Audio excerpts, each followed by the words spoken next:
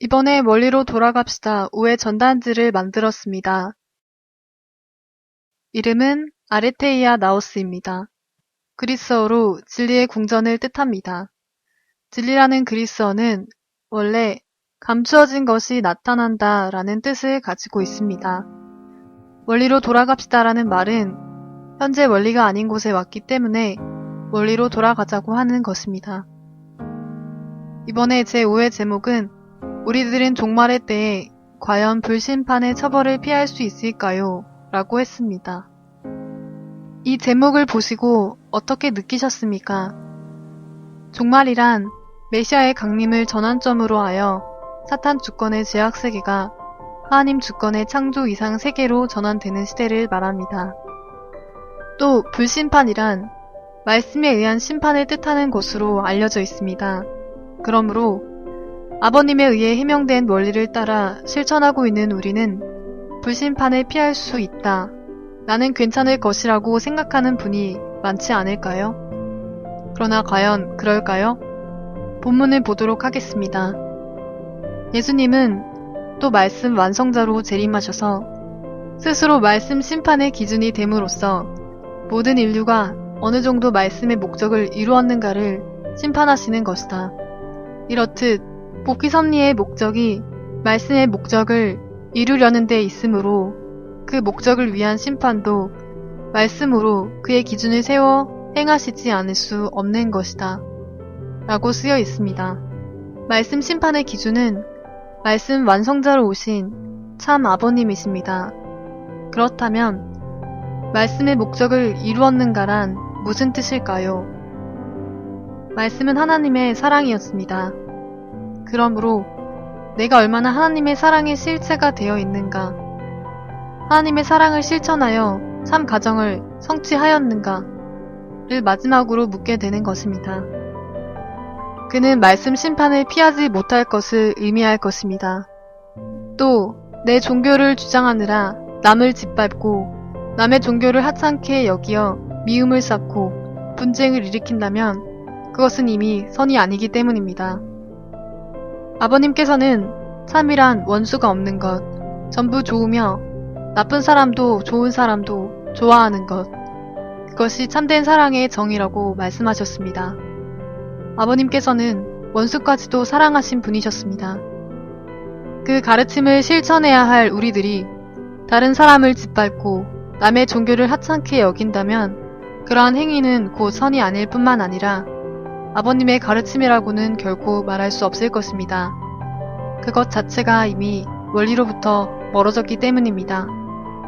그것은 반드시 멸망하게 된다 라고 말씀하셨습니다.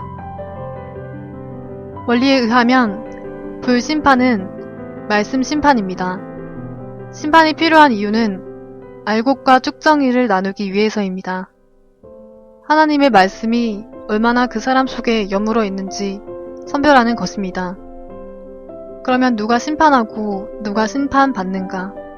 사실 심판하는 것도 심판받는 것도 나입니다.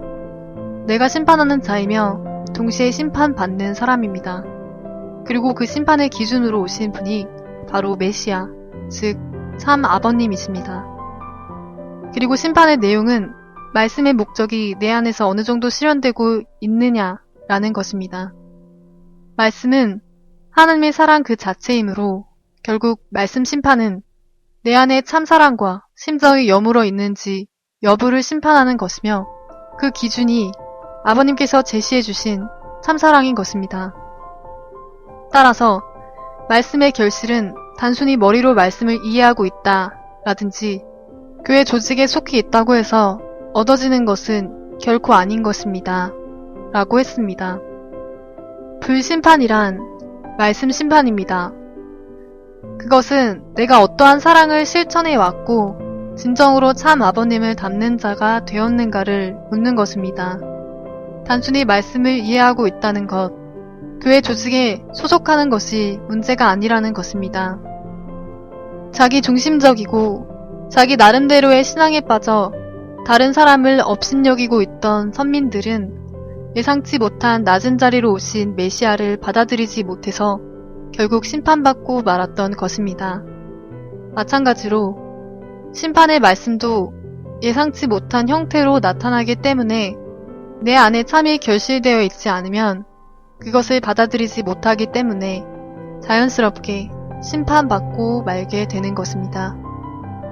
말로는 사랑과 진리를 주장하면서도 행동으로는 남을 배척하거나 증오의 불을 태워 분쟁을 일으키는 종교는 말씀의 목적으로부터 아주 멀리 있다고 아니할 수 없는 것입니다. 하물며 아버님의 말씀을 중심 삼고 그 뜻을 이루고자 외치고 아버님께서 93년의 생애를 가지고 제시하신 참사랑의 길을 실천하려는 무리가 가는 길을 막고자 하는 종교는 스스로 말씀 심판을 받아 반드시 멸망하게 되는 것입니다. 이것이 바로 최후의 심판이라고 하는 것을 원리는 가르쳐 주고 있는 것입니다. 라고 했습니다. 예수님께서도 아버님께서도 상상도 할 수 없는 낮은 입장에서 참사랑을 가지고 오셨습니다. 그러나 당시의 책임자들은 그 겉모습만을 보고 판단하여 심판받고 말았던 것입니다. 마찬가지로 심판의 말씀도 예상치 못한 형태로 나타난다 라고 하였는데 무슨 뜻일까요? 원리강론 145쪽에는 예수님이 못다 하시고 돌아가셨던 그 말씀은 영원히 비밀로 남아지는 것이 아니라 진리의 성령이 오시면 그가 너희를 모든 진리 가운데로 인도하시리니 라고 기술되어 있습니다.